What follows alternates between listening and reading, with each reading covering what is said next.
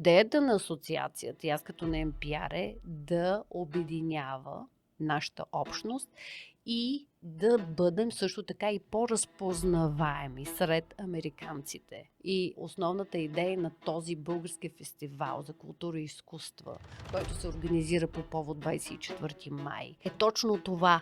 Ние да станем разпознаваема общност. Америка, това е истинския капитализъм. Икономическа система, основана на свободен пазар, на предприемачество, на частната собственост. За това просто човек трябва наистина, започвайки от нулата, идваш от друга държава, друга култура, трябва да си гъвкав и адаптивен, тъй като конкуренцията е много голяма. Мога просто само да кажа, лудите, те да са живи, те ще променят света.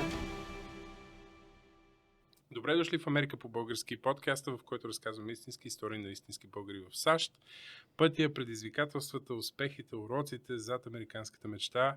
Днес на гости ни е Мария Самичкова, родена в Троян, журналист по душа, минала през пицария, такси във Вегас, за да стигне до ролята си на PR в Българско-американската асоциация в Невада, организация, която държи българския дух жив зад океана.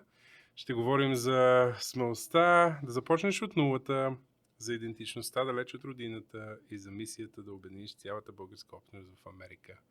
Много готини въпроси. Добре дошла, Мария. Благодаря много за поканата, Ванка. Изключително се вълнувам. По принцип аз съм свикнала да задавам въпросите. От дълго време не съм била гост и за първи път всъщност участвам в подкаст. Много се радвам, че имаме вече в Лас Вегас подкаст и мисля, че ти се справяш много добре. Гледах първото интервю на подкаста ти с Джоана.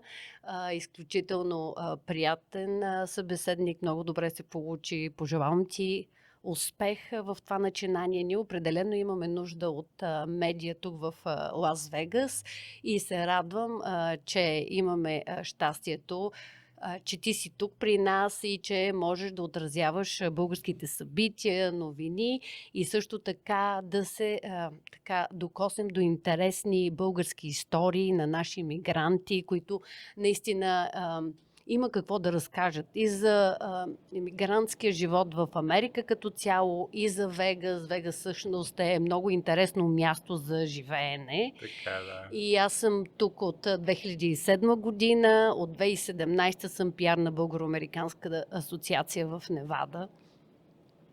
И така, благодаря много за тази покана, изключително много се вълнувам. Моля, удоволствието е мое и радвам се, че успяхме да отделиме време и да се намериме и да се запознаеме покрай този подкаст. Мария, първи въпрос, малко искам да те върна назад в миналото. Ако се върнем в Троян, като беше дете, какви бяха мечтите ти тогава? Мислеше ли, че ще стигнеш до Америка? Ами аз бях на първо място много щуро и палово артистично дете. Винаги съм си мечтала да бъда или актриса, или журналист. Мисля, че журналистиката по-скоро под влиянието на моя дядо Минко по майчина линия. Моят дядо се занимаваше с журналистика, той пишеше статии за списание Здраве и въобще много държеше на здравословното хранене, занимаваше се и с билкарство. И дядо, той живееше в едно село много близо до Троян, Дебнево. Той през 80-те години прави документален филм и се е занимавал с документално кино и печели на регионално ниво в град Ловеч в регионален конкурс награда за най-добър документален филм. А аз като дете той усещаше, че аз съм много артистична и винаги така с удоволствие ме снимаше и бях част от неговите филми. Тук и там рецитирах и така обичах да играя пред камера. Дядо също, за съжаление, аз не мога да рисувам добре, но той правеше и хубави карикатури за Стършел, за вестник Стършел на времето. Аз си го спомням. Но пък съм наследила, може би, от него чувството за хумор. Той беше зевзек и аз мисля, че и аз съм по някой път. Така че и си патя за това, че по някой понякога съм и малко саркастична, така че трябва да внимавам. Да, любовта и към журналистиката и въобще и към театъра и киното. Между другото, майка ми, мама, пее много добре и с татко доста романтично са се запознали. Тя е участвала в оперета и той оставя бележка в нейната шапка отвънка в гардеробната и така се срещат след оперета. Така че въобще съм израснала в една много такава артистична и интересна среда. Имала съм мечти много, може би в по-късен етап от детството, да излеза от Троян, да живее в по-голям град, където да имаш повече простори, изява и възможност за реализация. И винаги съм си мечтала един ден тогава, нали, като тинейджър, малко в по-късен етап от време, може би да отида в град като София, където да мога да се реализирам по-успешно. Защото в малкия провинциален град нали, няма какво толкова много да се прави, но пък виждаш ли, аз имах късмета да съм заобиколена от много интересни хора и дори в училище правихме училищния вестник. Първите ми публикации бяха за вестник Троянски глас с наши съученици от класа, мои съученици. Направихме първия вестник в училище Междучасие. Даже имах и радиопредаване. Тогава с една моя приятелка решихме да направим и радиопредаване. Това беше също интересен проект. Към момента съм кореспондент и сътрудник на Българското национално радио и отразяваме тук събития в Вегас.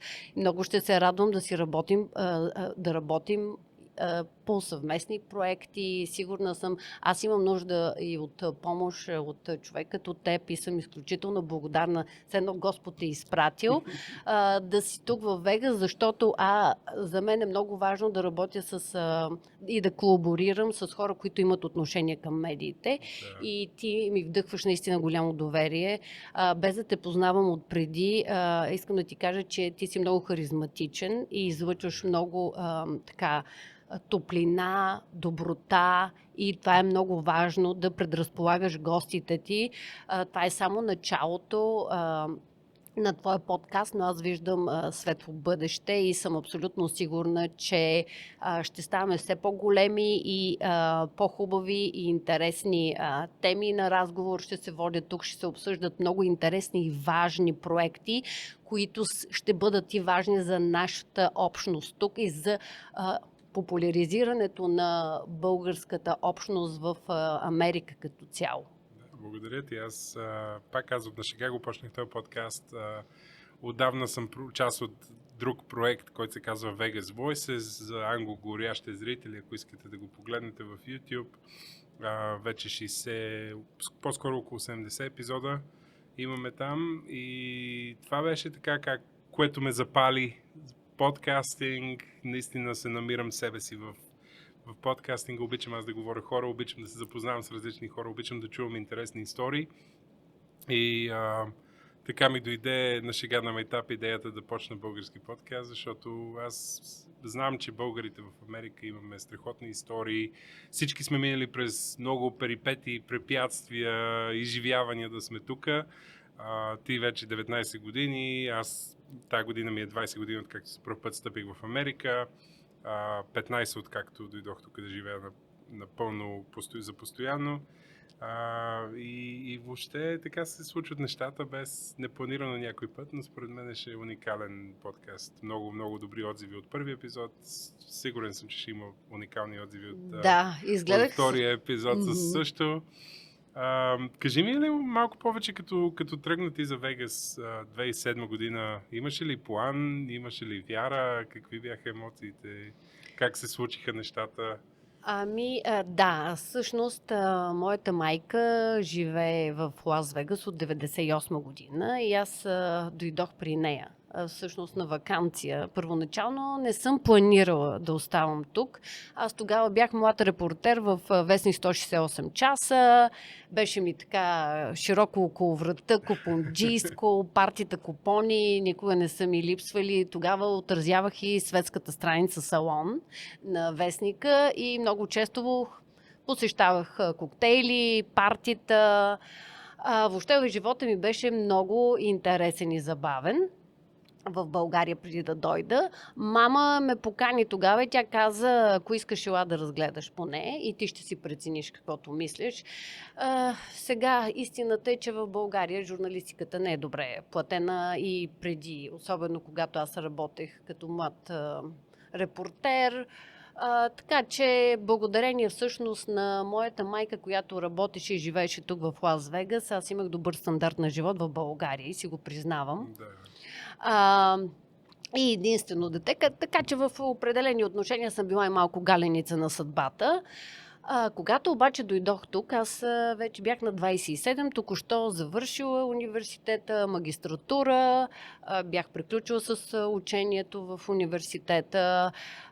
Нямах никакви такива ангажименти сериозно да ме задържат, освен че правих някакви първи опити като журналист. Тогава си спомням, че направихме от нашата редакция едно така сериозно журналистическо разследване за купуването на гласове и имаше и проблеми заради това разследване. Поканиха ме в сутрешния блок на BTV и после имаше заплахи, защото аз бях под прикритие с други репортери и журналисти. Направихме едно масово разследване в цялата страна, как точно се купуват гласове от различни политически партии.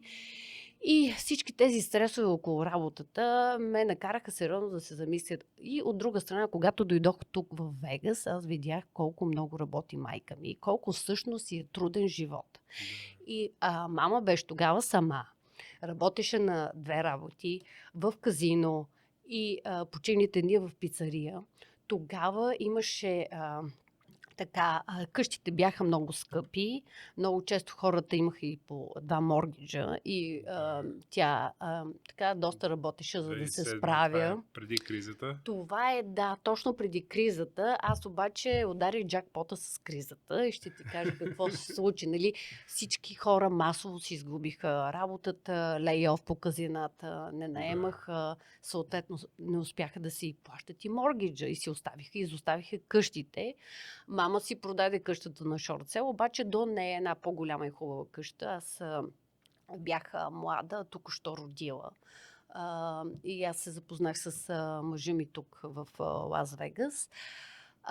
И тази къща беше на Шортсел и я взехме почти за без пари. Така че аз имам някаква странна съдба. Въпреки че живота ми е наистина път с доста като бягане с препятствия, мога да кажа. Но пък винаги, когато на всички им е трудно, на мен някакси ми се отваря път. Дори си спомням и с пандемията преди няколко години, си намерих по-хубава работа, защото затвориха старото казино, където работех и започнах на ново място.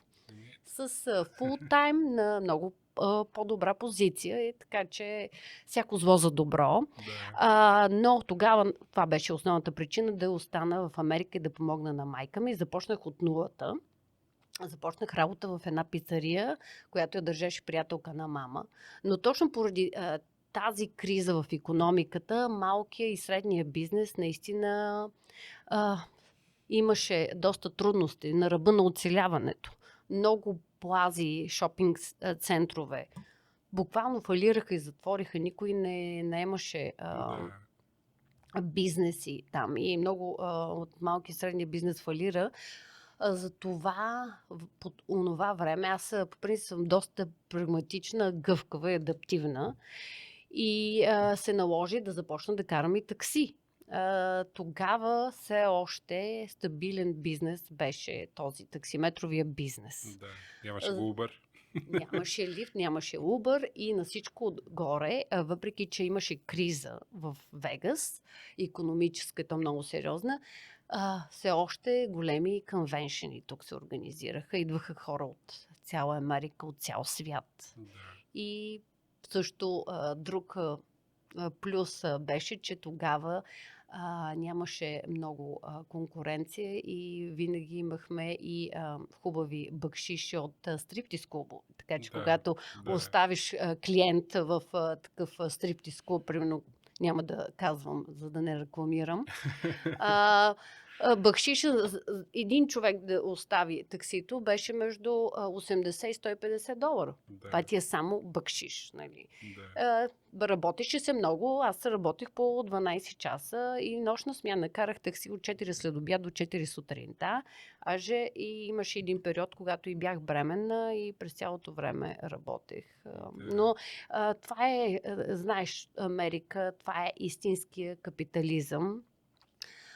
Икономическа система, основана на свободен пазар, на предприемачество, трябва да си много гъвкав, адаптивен, на частната собственост. За това просто човек трябва наистина, започвайки от нулата, идваш от друга държава, друга култура, трябва да си гъвкав и адаптивен, тъй като конкуренцията е много голяма.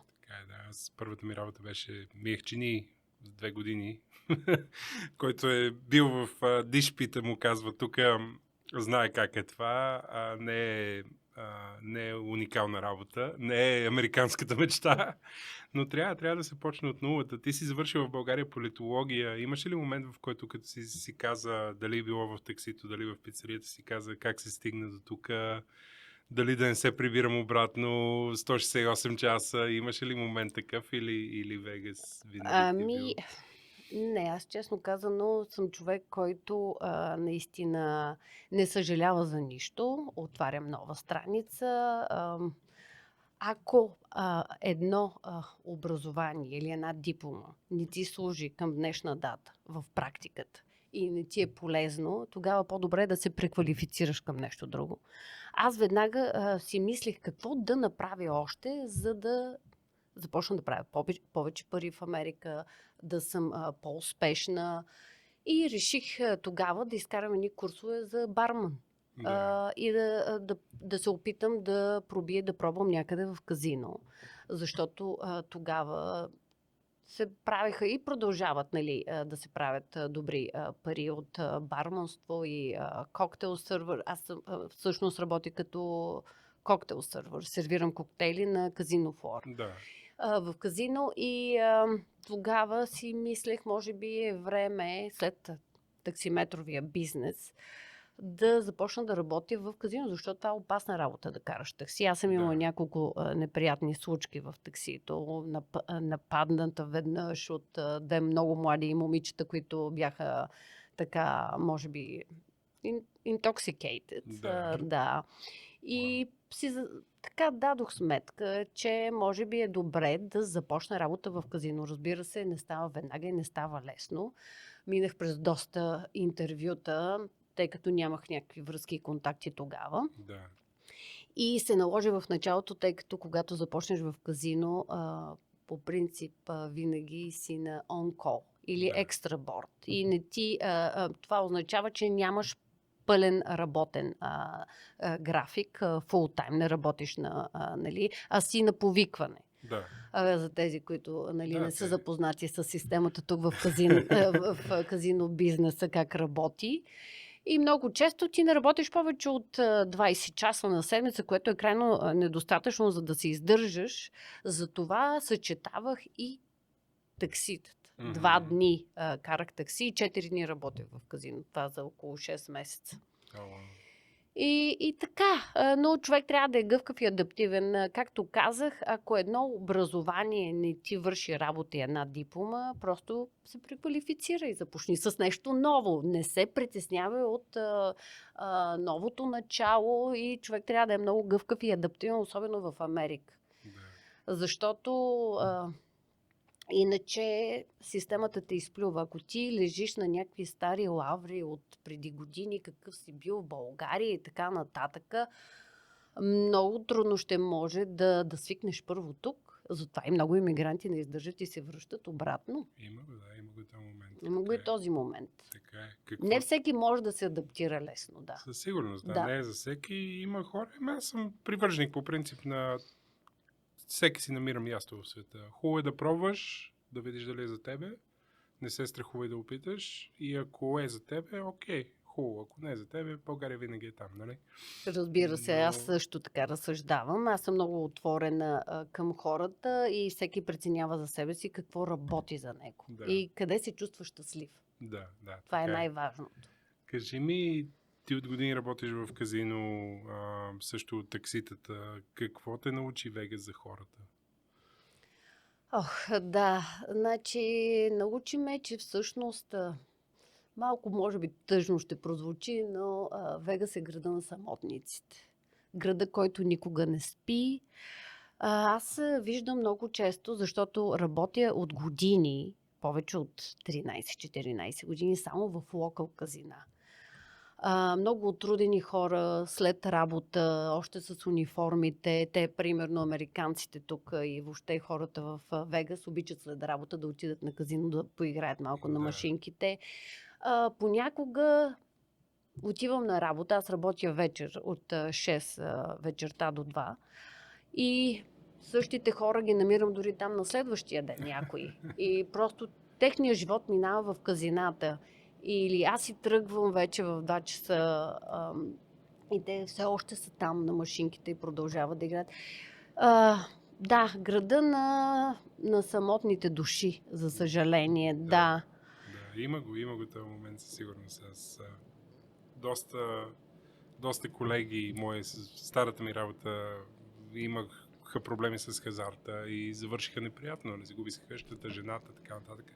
Така нататък. Вегас, да, определено е град, в който ако не внимаваш, може да се подхлъзнеш много сериозно и да се случат нещата, но това е, в крайна сметка, всеки си избира, нали, и пътя и имаш избора дали да отидеш и да почнеш нещо сериозно и да градиш нещо, или дали да си в казиното и да си пропиляваш времето. Изборът е твой в крайна сметка, но да, истина е това. Има много хора, които за жалост, тъжно звучи, но за жалост има го този момент, в който Има са в много хора, казината. които въобще не играят и не стъпват в казино и Аз живеят съм в Вегас. един И от аз тях. също, въпреки че работя в казино, аз не знам, може би веднъж или 2 пъти в годината въобще. Като дойде някой да визитна Да, тук. точно. Ако дойде приятел от България или от друг щат, и тогава се отпускаме, но изключително рядко. Аз не съм хазартна личност.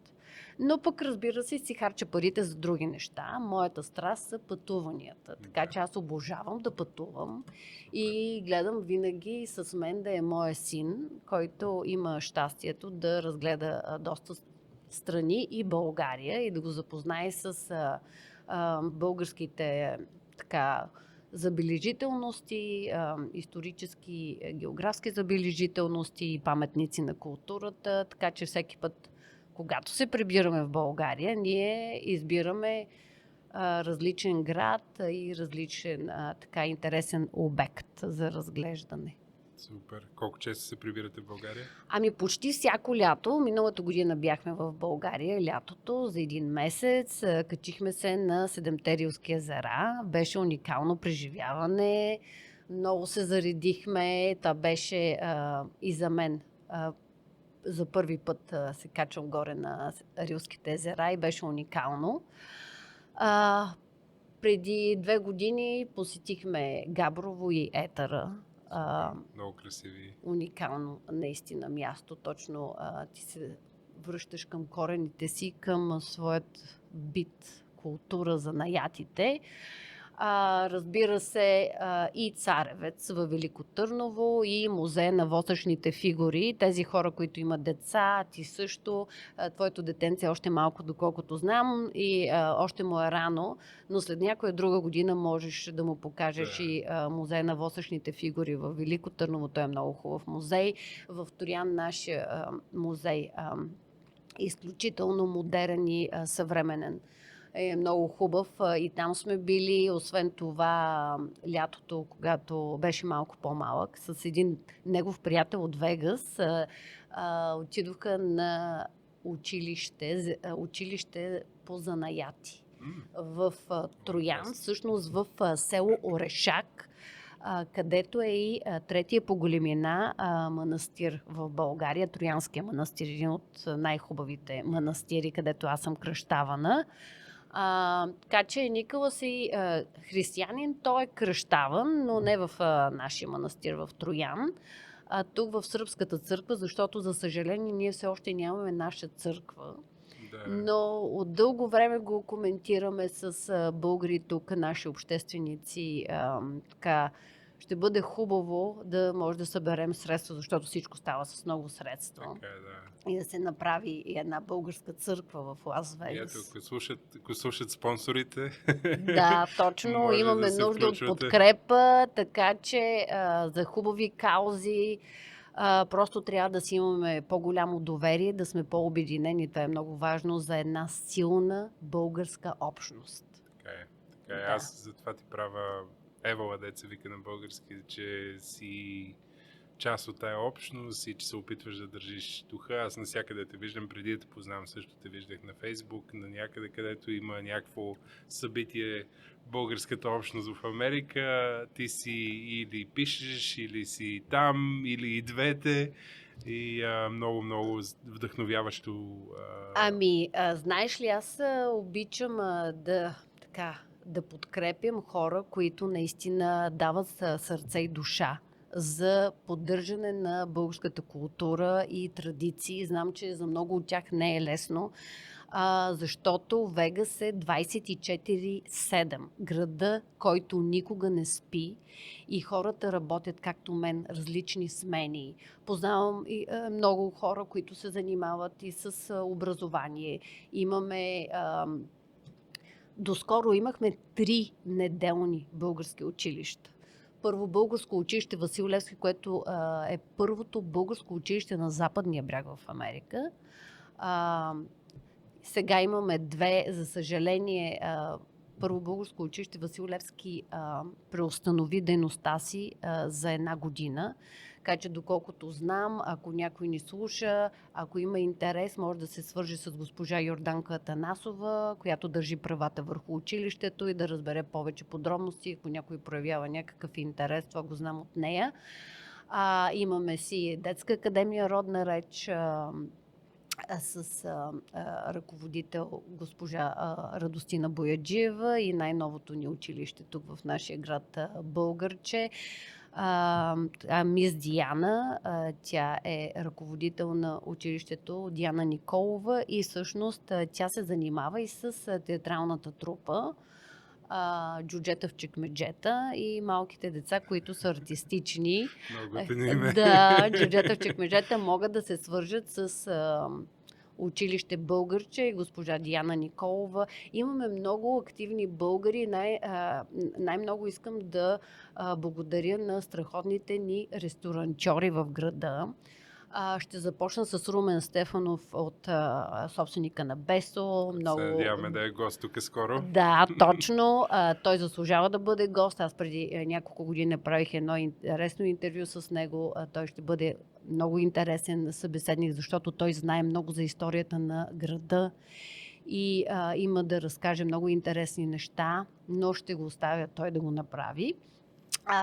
В Бесо се организират и българските киновечери, благодарение на госпожа Росица Петкова, която е доста активна в нашата общност. Също така и концерти, Балкан. Благодарим всъщност и на всички останали бизнеси, ресторантьори. В ресторант Балкан също се организират и се поставят театрални постановки и концерти. И ние сме големи късметли, нашата българска общност тук да има не един български, а 2 български ресторанта.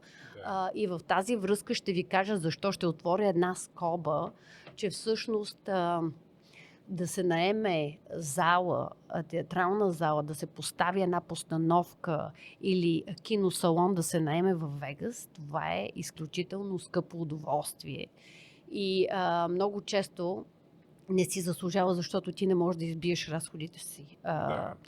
И така че ние сме големи късметли нашите ресторантьори да отворят врати за такива български инициативи. Не на последно място ще спомена сега и Лучков Бейкхаус и семейство Лили и Митко Лучкови, които също са много гостоприемни домакини. И нашата асоциация сега ще стартира и с един нов социален клуб, отворена за всички хора. Ако имате идеи и предложения за за социалния клуб, можете да заповядате, да ги обсъдим на 1 март в 4:30 в Лучков Бейкхаус. Ще се Да, опитаме който има да го пуснем възможност. епизода до тогава. Дано. Ако не, ние се опитваме, аз разбира се, се опитвам на страницата на Bulgarian Society в Невада и на нашата група, която се казва по същия начин, да обявявам и публикувам всички събития, свързани с всички инициативи. Защото идеята на асоциацията, и аз като на МПР, е да обединява нашата общност и да бъдем също така и по-разпознаваеми сред американците. И основната идея на този български фестивал за култура и изкуства, който се организира по повод 24 май и вече ни стана традиция, четвърта или пета поредна година го организираме. Да години вече. След пандемията започнахме да го организираме. Е точно това. Ние да станем разпознаваема общност. Както гърците имат голям фестивал, италианците и нашите американски приятели започват все повече и повече да проявяват интерес. Аз мога да кажа, че всички колеги от казиното, които съм поканила, идват с голямо удоволствие на българския фестивал. И целта ни е да ставаме все по-големи и по-силни и по-обединени. Но, разбира се, имаме нужда и от, както ти каза в началото, и спонсори, и подкрепа, и да ни имат по-голямо доверие, да вярват в нас и че наистина ние го правим с чисто сърце и добри намерения. Така е, да. Страхотно е това и много се радвам, че има тая асоциация. Наистина българското се опитваме да го държиме живо в нас. Някой тук сме 20 години, някой са 40, някой повече. И не е лесно, като ежедневието те вземе, дет се вика и те завърти. И трудно е да се поддържа българското живо. Аз една от причините, защо исках да стартирам този подкаст, имам, както споменате, имам 3,5 годишен син. Искам той да научи български, да знае къде е България, да знае къде му е. Дори въпреки, че е роден тук, откъде проистича, къде му е потеклото и откъде са тръгнали, поне единият от родителите, майка му е сръбкиня, но пак в района там. И важно е да държим българския дух жив. Кажи ми за теб, защо според теб е най-важно да имат възможност американците да се докоснат до тази българска култура и да разпространяваме българския дух? Какво те мотивира теб лично? За мен е много важно да станем по-силна общност. Хората да знаят наистина за България и дори да превърнем в един така по-далечен план България като една интересна туристическа дестинация. Много от американците пътуват често до Гърция, до Италия. За България не се знае чак толкова много. Разбира се, има и какво да се желае по отношение на туризма. Да. Надявам се, че в близко бъдеще, до примерно 5 години, ще успеем да превърнем България в една наистина качествена и успешна туристическа дестинация. Също така да популяризираме и нашата кухня. Както тук масово хората ядат спагети, паста, пица, защо не и да наложим и някои от основните български традиционни ястия да станат по-популярни. Много са причините. Аз мисля, че България има страхотна природа и интересно културно и историческо наследство. Само трябва да имаме по-добра маркетингова стратегия и да знаем как да се рекламираме по-добре. Аз това всъщност го и препоръчвам и на всички бизнеси, и малки и средния бизнес тук, българи, които се опитват да се наложат. И знаеш колко е трудно в един истински, мога да кажа, див капитализъм, където конкуренцията е огромна. Така, да. И трябва да си изключително гъвкав, адаптивен, да си риск-тейкър. Значи да не се страхуваш да предприемаш и рискове. И не на последно място и да работиш с правилната маркетингова компания, да имаш и маркетингова стратегия, да знаеш как да се рекламираш и Така, да се възползваш, защото пък в Америка това е много хубаво. Аз познавам и българи с частен бизнес, които използват маркетингова компания, която много им помага и те имат много успешен бизнес, защото са се доверили на специалисти в тази област. Много често минуса на българите е, че те си мислят, че всичко знаят и всичко могат и нямат нужда никой да им казва точно как трябва да се направят нещата, което смятам, че е грешка, защото ги спъва като развитие, израстване. И може да станат нещата по лекия път или по така начертания път, да избереш късия път или по-дългия. да, И, така, сам да откриеш топлата вода. Да. Така че това е общо взето. Кажи ми, ти искам малко да те насоча в майчинството. Аз казах и аз имам дете и ти имаш син също.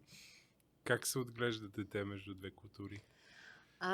Значи, отглежда се забавно, интересно. Всъщност ти каза, че твоята съпруга не е българка. Бащата на моя син Николас също не е българин.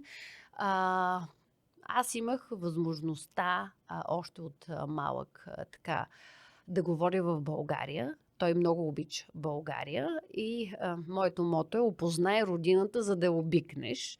Както споменах и по-рано, всеки път аз съм организирана жена и обичам да планирам ваканциите си, къде да отидем, какво да му покажа. И той с удоволствие обича да се връща в родината. България, той е двоен гражданин с двойно гражданство.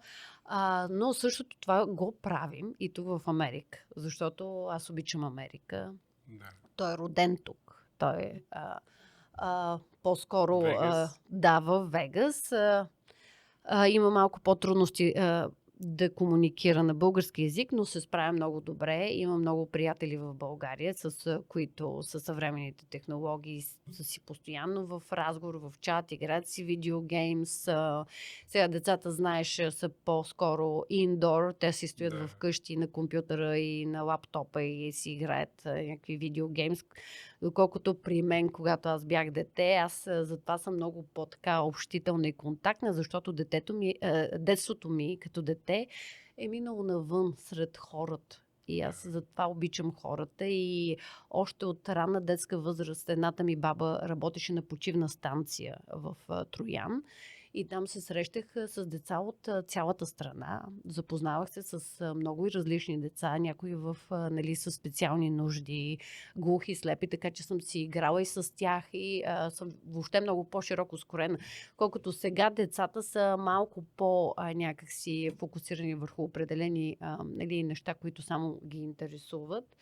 И дори е по-трудно за тях да създават нови контакти и приятелства. Тук също много пътуваме. Ние сме така доста мобилни, бих казала. Обичаме да обикаляме и Америка и други страни. Това ми е на мен страст. Супер. И аз мога да релейтна, да се казва на английски, и ние много пътуваме и обичам да пътувам. И моя син и той като твоя син е роден в пътуващо семейство и според мен е много важно това. Много е важно да се покаже на едно дете света, за да може да има по-широк мироглед. Думата ми трябваше малко да я намеря, но важно е това според мен, за да може едно дете да се научи да прави решения и да се избере един ден, дали в България, дали в Америка, дали някъде другаде. къде му харесва да си намери местото в света, защото света е голям и широк и трябва човек да пътува и да го изживее и да го... Аз за жалост съм отгледан в семейство, в което пак пътувахме, нали, до морето, насам там в България, но не толкова много в чужбина. За първи път реално се качих на самолет, когато бях на 18 години и се радвам, че успявам да го променя това и да... Ами да, ние сега и двамата си наваксваме, защото и при мен горе-долу се получи така и аз доста в по-късен етап започнах да пътувам извън страната. И като дете си спомням, нали, заради комунизма също, че нали, беше по-трудно да се излиза от България. Пътуваше се по-често до определени страни, защото за другите нямахме право да излизаме и да пътуваме, тъй като знаеха, че няма да се върнем. и така. Намерихме си начин пак. Да, но винаги, има начин. В едно друго интервю ти казваш, че сърцето ти остава в България. Как се живее с това усещане? Липсва ли ти България? Всъщност, това беше преди доста години. Тогава още не правихме този хубав български фестивал. Аз мисля, че сърцето си ми е пак тук в Вегас отново. Между България и Америка, разбира се. Моите корени са там. Аз обичам България. Имам прекрасни приятели и... Просто наистина сега вече с този фестивал, който се превърна в нашето бебе на асоциацията, на целия екип от хора, с които работим и организираме фестивала, като че ли някакси България вече е тук. Ние се опитваме да правим много интересни инициативи в самия фестивал, да имаме и народни танци, фолклорна формация Жарава е тук в Лас Вегас, да учим нашите деца на занаяти. Имаме страхотни гранчарки в Вегас, две дами, които учат нашите деца на работа с глина и как да правят грънци, как да работят на гранчарско колело. И всяка година са част от фестивала. Да, в Вегас наистина живеят много интересни хора. Няма да ни стигне времето да спомена всички. Даже не искам правя тук списък за следващите гости. Да, аз ще ти ги кажа. Да, просто списъкът е много дълъг, защото и самата асоциация е регистрирана в далечната 2001 година от Иван Иванов. Не ти, да. Популярни в България. Той всъщност живее тук, е един от учредителите на асоциацията през 2001 година. Той е IT специалист и изключително интересен за интервю, така че ти го препоръчвам. Много интересни хора са били, част от асоциацията, но защото всички те са много успешни, със сериозна кариера.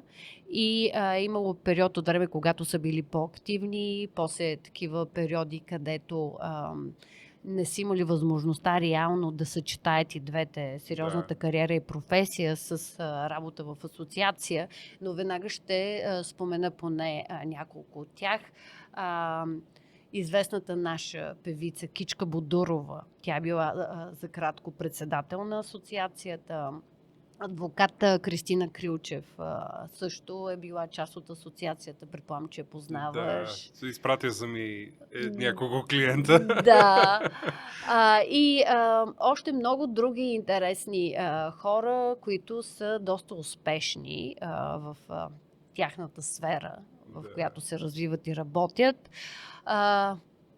Бих желала да спомена за нашия екип в момента. Аз съм от 2017 година и в нашия екип са момичетата от фолклорна формация Жарава, Ива Славова и Райна Неделчева, Ник Калчев, който е от много години в асоциацията, председател на нашата асоциация Стилян Митков, Лили Лучков Бейкъри, тя е един от нашите основни търговци на фестивала и вече е в борда, и Ани Олт, Също имаме много интересни хора в нашия екип, сърцати, земни и готови да правят чудеса, за да се случват тези български събития и да си помагаме и да работим в екип, наистина. Защото е много важно да си имаме доверие и да си помагаме, а не да си пречим. Да. И мисля, че се получи добре. Откакто, нали, съм... Да, също така Филип Филипов и Ангел Ангелов. Те са в асоциацията, едни страхотни момчета, които помагат с много ентусиазъм в асоциацията. Всички хора дават душа и сърце за българския фестивал и за всички други събития, в които директно или индиректно участваме или подпомагаме под някаква форма. Късметли сме си тук в Вегас. Имаме силна общност. Друг град, който идва на ум е Чикаго. Аз съм живял в Лос-Анджелес. Там българи има много, но всичките са надалече и нямат толкова много контакти, за жалост. Всеки си е в живота си. Знаеш ли някъде другаде в щатите има ли такава подобна организация като асоциацията, или ние сме единствените тук в Вегас? Предполагам, че в Чикаго има много интересни асоциации. Чувала съм за няколко организации, но там е като един Пловдив. Толкова много българи живеят в Чикаго. Те имат много детски градини, магазини, български училища. Въобще там е наистина на друго ниво. Там просто са много повече от нас. И предполагам, че имат много по-сериозни и солидни спонсори. Като говорим пак за спонсори, аз специално искам да благодаря специално на нашия основен спонсор Shelly USA, фирма за Smart Home Devices. Те произвеждат и правят умни устройства за дома. Светлин Тодоров е нашия основен спонсор. Благодаря му много. Ние с него се познаваме от години и искам да споделя в този подкаст, че когато хората искат да дарят и да дават и да са щедри, няма нужда ти да ги молиш, а те сами се свързват с теб. Да. Преди много години, когато моя син беше малък и той има двама сина, малко по-големи от моя син, посещаваха арт класове заедно. Една българка, която тогава живееше тук, Вили Арт клас, организираше класове за децата. И последствие, когато започнахме да правим първия фестивал, той видя моята публикация, обява и реклама и се свърза сам с мен и предложи помощта си, за което съм му изключително благодарна от името на цялата асоциация за това, че продължава да ни подкрепя. И за всички останали спонсори, списъкът е дълъг, за това не искам да споменавам повече, за да не пропусна някой и да не се засегнат хората. Всички, които са включени, благодарим ви и се надяваме и чрез това студио и този подкаст повече хора да се включат и да помагат, за да може да стигнем един ден на това ниво, което е в Чикаго, българската общност в Чикаго.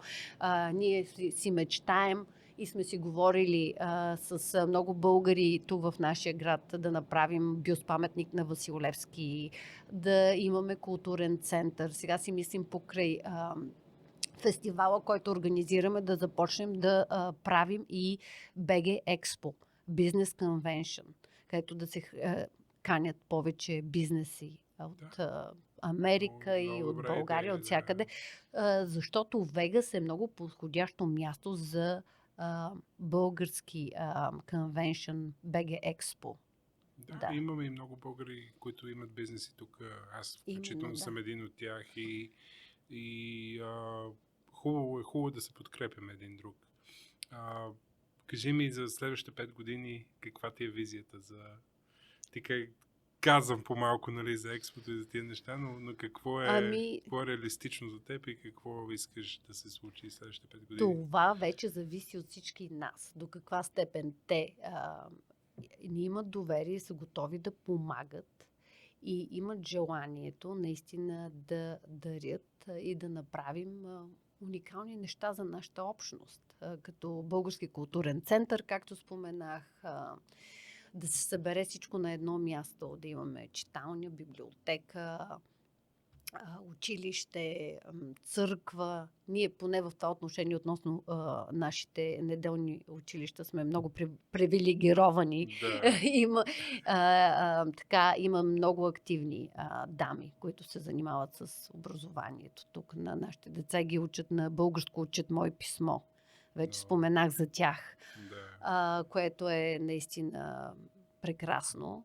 И това не е малко, което правят, защото аз виждам, че интереса на децата също е голям.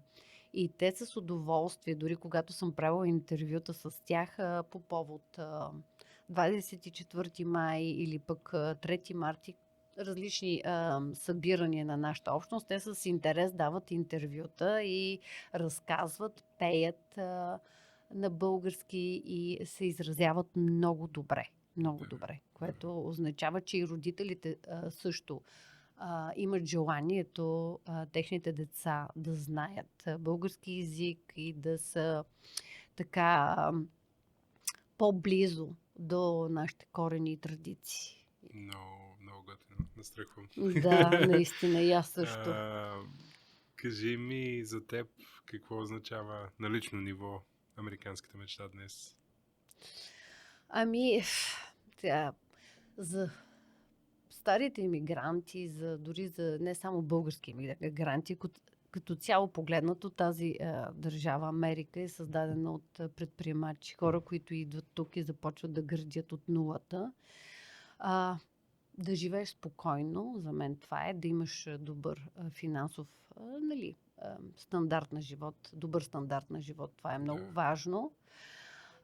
И да си обаче в хармония с себе си, което ще рече да не се фокусираш изцяло и само върху материалното, но да обърнеш малко време и да отделиш време и на духовното, и на духовното ти израстване. И освен това и социалната среда също е много определяща, така че за мен е изключително важно тези неща да са в баланс.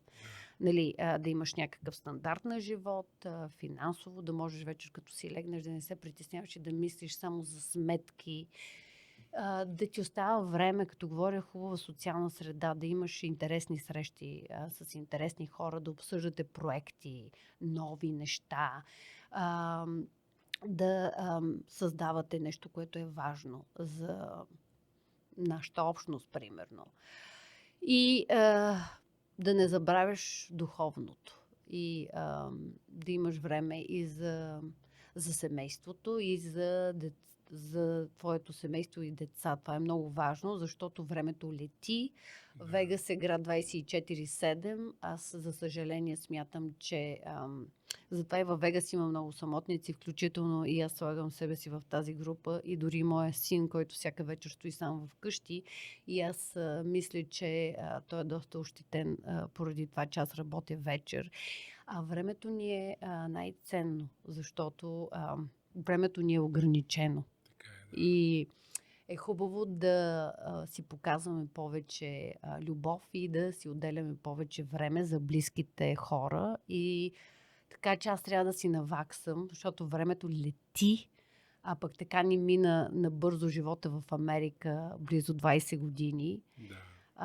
И не трябва да ставаш роб на едни пари. Това е много страшно в град като Вегас, че много често ти фокусираш цялото си внимание върху препитанието, как да изкарваш достатъчно средства, за да можеш да си позволиш новата къща, новата кола, а забравяш за духовните неща и за това, че всъщност семейството и децата са най-важното.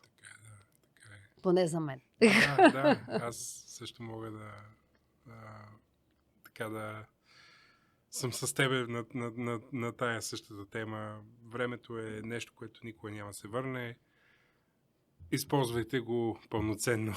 Точно, да. Това мога да кажа. Кажи ми още няколко въпроса. Кой е най-големият урок за тебе в емиграцията? В личен план аз съм видяла много, както казах, моя живот е изпълнен и с препятствия, като едно бягане с препятствия, скачаш в маратонките и продължаваш напред, обаче не се предаваш. Много е важно в Америка да си силен физически и психически, защото системата те изплюва.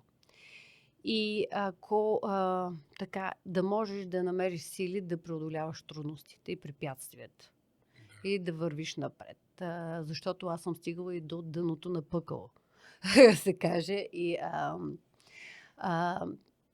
моя бивш съпруг имаше, нали, и здравословни проблеми, така че това също се отрази и на него, и на цялото семейство. Да. Но като цяло трябва да намериш сили да продължиш напред. И да си позитивен и да вярваш в себе си. Така че това е силата на духа и характера и да не се предаваш. Браво. И да си много адаптивен, гъвкав и приспособим. Ако има хора, които се мислят за емигрират в Америка, слушайте, защото това е 100% истина и аз съм бил там. Аз даже, нали, една шега тук, как не сме се засекли на дъното на пъкъла, но всички сме били там и знаем как е. И не е лесно тук в Америка, но в крайна сметка, като че ли имаме малко повече възможности тук и малко по-осъзнати сме. Да, Само определено. защото сме тук и не сме в ежедневието, може би в България. Тук има повече някакси и хората са много толерантни към различното. Някакси по-широко скроени са, по-малко те критикуват, приемат те такъв какъвто си.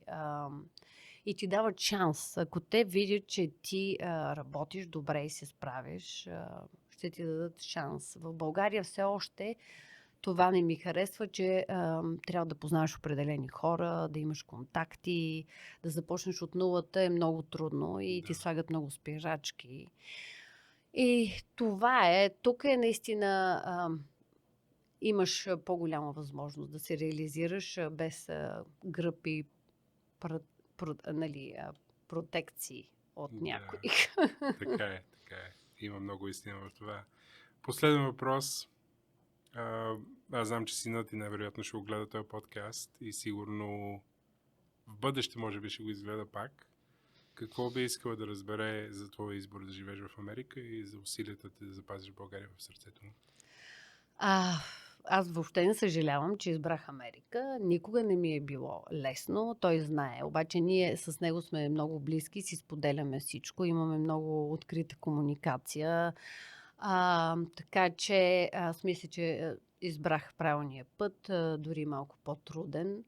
Но тези challenges, тези всички предизвикателства ме изградих като личност и като характер. Аз сега виждам, че съм много по-силна и уверена в себе си. Много Америка ми помогна да бъда по-прагматична, по-зряла, олегнала и да намирам винаги начин да се справям с ситуациите. И че той е роден, Николас е роден тук в Америка. Аз съм изключително щастлива и че живея в град като Вегас. Аз харесвам много Вегас. Вегас е различен град от цяла Америка.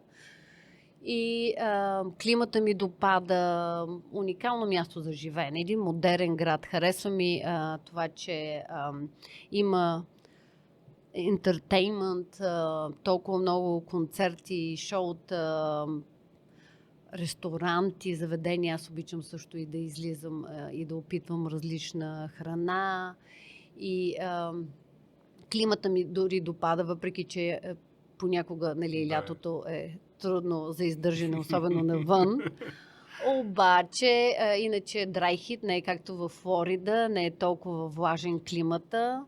И мисля, че направих правилния избор. И накрая мога просто само да кажа, лудите, те да са живи. Те ще променят света. Така че понякога трябва и да си малко луд и да не се страхуваш от промени и да започнеш от нулата, Така пък е. каквото Така е. стане. Нали? Да, Да. пак да завърша с човек трябва да опита пак каквото стане. Ако се Точно. страхуваш да опиташ, никой няма да знаеш. Да, никой няма да разбереш какво те очаква на Да, другия така е. край на света. Така е. Благодаря ти, Мария.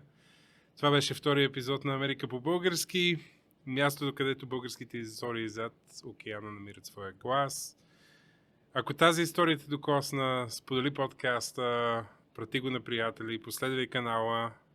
Ще се радвам да имам повече българи тук. Ако някой слуша и иска да е гост и да си разкаже историята, уникалната история, защото всички сме уникални, заповядайте, пишете ми на Instagram, на лично, Facebook, където ме намерите. До следващия път. Америка по български.